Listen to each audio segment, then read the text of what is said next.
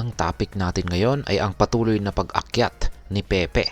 Mula sa pagiging isang simpleng meme coin, bigla itong nag-peak at nakakuha po ng atensyon dahil sa mga bagong listing sa mga malalaking exchange platforms tulad po ni Coinbase, Robinhood at Upbit. Ang tanong ngayon, kaya bang maabot ni Pepe ang target price na 40 digits 42 ayon sa Fibonacci levels? Ayan po ang siyang ating pag-uusapan sa video na ito. Pero bago po tayo magpatuloy, ay nais ko lamang po munang bigyang linaw ang aking disclaimer kung saan ang nilalaman po ng video na ito ay hindi po ito isang financial advice. For education and information purposes lamang po ang layunin nito. Ang Fibonacci levels ay ginagamit po ito sa technical analysis upang mahulaan o ma-predict ang mga potential na target na presyo at maging mga retracement points ng isang asset. Isa po itong indicator kung saan ay kinakalculate ang posibleng paggalaw ng presyo base po sa nakaraang mga price patterns. Sa kaso po ni Pepe ay sinasabi po ng Fibonacci levels na kung magpapatuloy ang bullish trend nito, maaari po itong umabot sa target price na 40 digits 42, isang 78% na pagtaas mula sa kasalukuyang presyo nito. Ngayon ay nagsimula na po ang rally ni Pepe sa presyong 50 digits 77.18 at ngayon ay nasa bagong all-time high na presyong 40 digits 25.67. Ibig sabihin ay malaking potensyal ang nakikita ng mga analyst sa meme coin na ito, lalo't nag-breakout na ito mula sa mga dating resistance levels nito. Ngayon ay ano naman po ang kasalukuyang kalagayan ni Pepe ngayon? Ayon po sa daily chart analysis, malinaw ang recovery rally ni Pepe. Tuloy-tuloy po ang pag-akyat nito mula sa falling channel pattern. Ayan po yung kanyang falling channel pattern dito, nakikita natin dito. At ito ay nagsasabi na may malakas na buying momentum sa market. Kung mapapansin natin ang simple moving averages or SMA tulad po ng 50-day at saka 200-day ay nagkaroon na po ng golden crossover. Ang crossover na ito ay isa pong bullish signal na nagsasabi ng isang potential na price increase.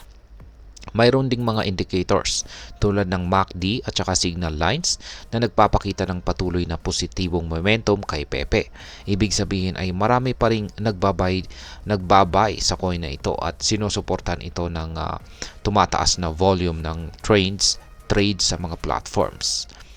Ngayon ay paano naman po nakatulong ang listings sa pag-angat ng presyo ni Pepe?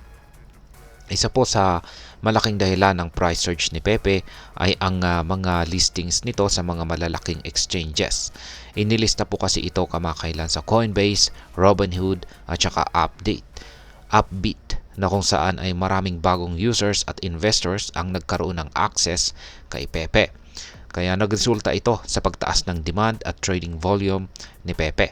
Sa kasalukuyan, ang 24-hour trading volume ni Pepe ay nasa $20.67 billion, kung saan ay mas mataas pa sa market cap nito na $10 billion.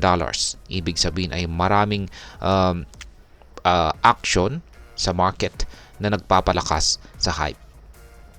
Ngayon ay ano naman ang ginagawa ng mga whales at ano ang epekto nito?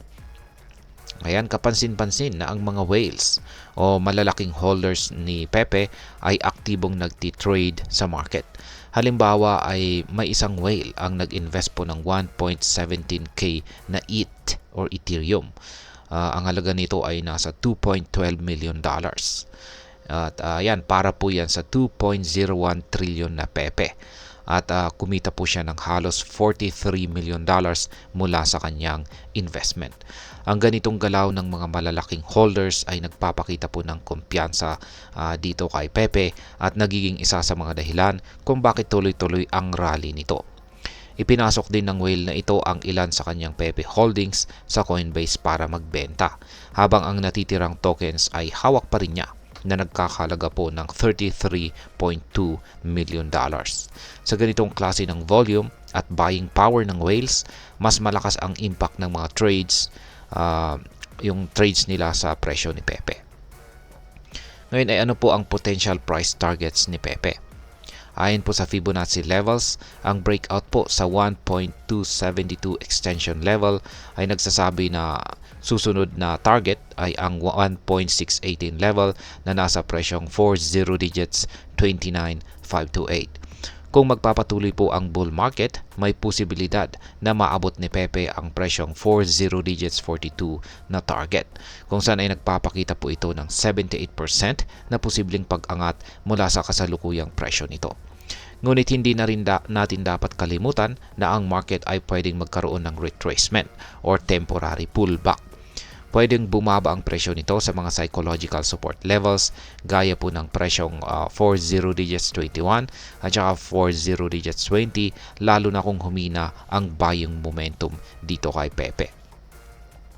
Ngayon ay ano naman po ang posibleng maging epekto nito para sa atin na mga Pinoy crypto investors or traders dito kay Pepe. Ayan, ang rally po ni Pepe ay maaring maging isang nakakaingganyong opportunity, pero may kasamang risk. Dahil isang meme coin itong si Pepe, mataas po ang volatility nito at madalas ang presyo nito ay naaapektuhan po ng hype kaysa sa fundamentals. Kung papasukin po ito ng mga investors, kailangan nilang maintindihan na ang pag-invest sa ganitong klase ng asset ay parang pagtaya sa high risk, high reward na setup. Ang pag-alam po sa Fibonacci levels at mga technical indicators ay maaring makatulong na rin. Pero hindi ito garantisado. Hindi nito garantisado ang paggalaw ng presyo.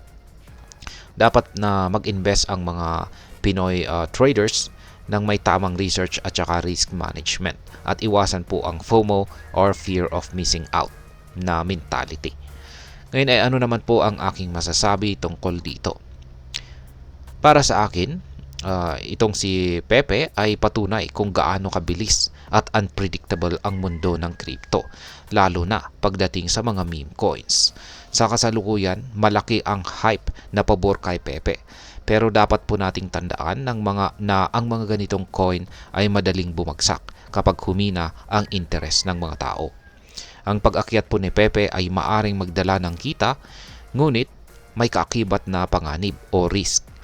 Kung balak po ninyong mag-invest, tandaan na maaring mabilis na magbago ang trend at hindi lahat ng rally ay tuloy-tuloy. Bilang isang Pinoy investor, maging responsable sa iyong mga desisyon at alamin ang mga potential risk bago po pumasok sa ganitong klase ng investment. At ayan, hanggang dito na lamang po tayo sa video na ito mga ka-crypto. Sana po ay inyong nagustuhan ang aking paliwanag sa video na ito. Kung inyo po itong nagustuhan, pakiclick lamang po ang like button nito. Marami pong salamat sa panonood. Ingat po tayo lagi at God bless po sa ating lahat.